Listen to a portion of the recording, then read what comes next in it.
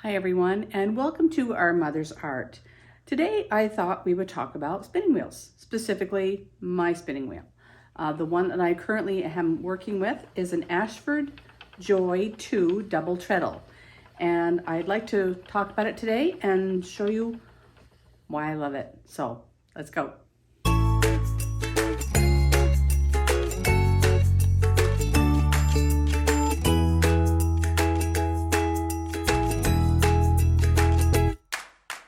All right, so I've set my wheel up on the table so that you can get a little bit closer look at it. This is an Ashford Joy, and you know, one of the things I love about the Ashford Joys is that they're completely portable, and I'm going to show you how this works in just a minute. But you'll see right here, I actually have a Woolery winder on it. I'm a huge fan of Woolery winder, and so I actually have one with me for this wheel. So the flyer that I'm using obviously is not the one that comes with the wheel. It is a double treadle, as you can see, which makes it really nice and easy to treadle and handle.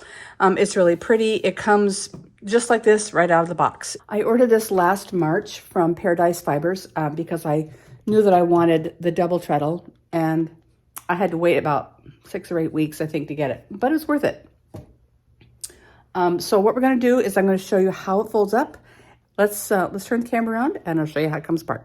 Actually, I'm not taking it apart. I'm folding it up. So, but this is how you would take it apart to put it into the case. So you take the brake band off, and I'm just going to hold back here and hold this whorl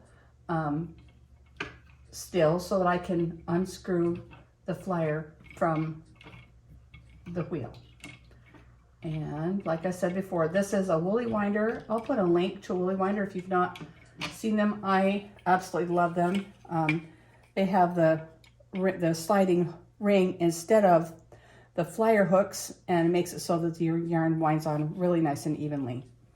So I'll put that right over there. This is the one thing that's different from the single treadle, is you actually have to pop this off like that. Then you have to bring this all the way down, kind of lean everything in together like that. Whoops, stay there, stay where you want to stay there. Okay, and then I'm going to pull these up just like this. There we go. There we go. And then these are the Lazy Kate hooks. Just push those in. There we go. Just like that. Okay. Now, over on this side,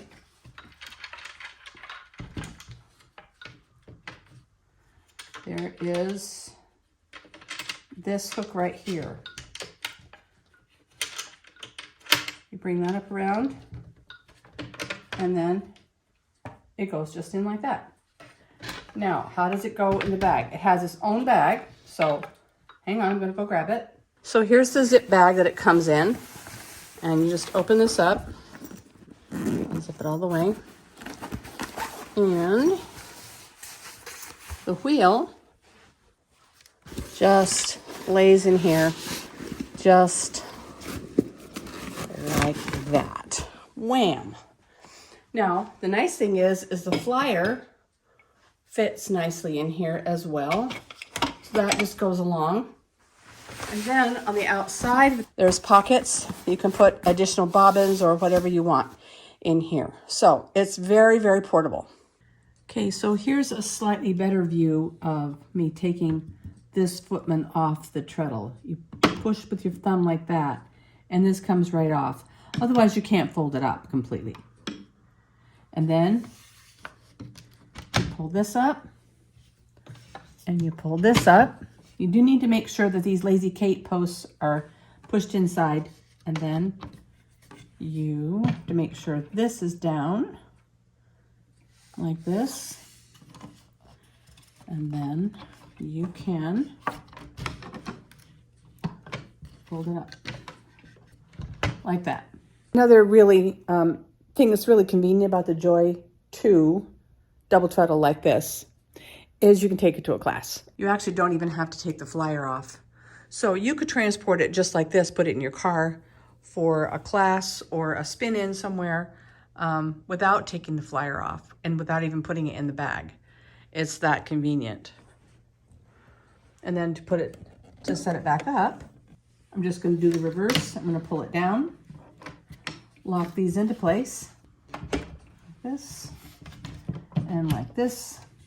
And then this is pretty cool, actually. Really cool, actually. You just take this right here, pop it right back on, and you're in business. It's a great little spinning wheel. So now you can see that in less than 5 minutes, you can take it apart, put it away, and put it in its carry-on bag, or fold it up and put it in a corner, or leave it up and let it look pretty. But either way, it only takes a few minutes to get it broken down and then put back together. That's one of the things I really, really like about this. I can take this, obviously I did. We're in Ohio right now. We live in southern Utah. I brought this with me in our car because I wanted to be able to spin. And it's very compact and very easy. The other place that we use this, I use this a lot, is in the motorhome. It doesn't take up hardly any space when it's in its case. And even when it's not, I could actually spin in the passenger seat of the motorhome.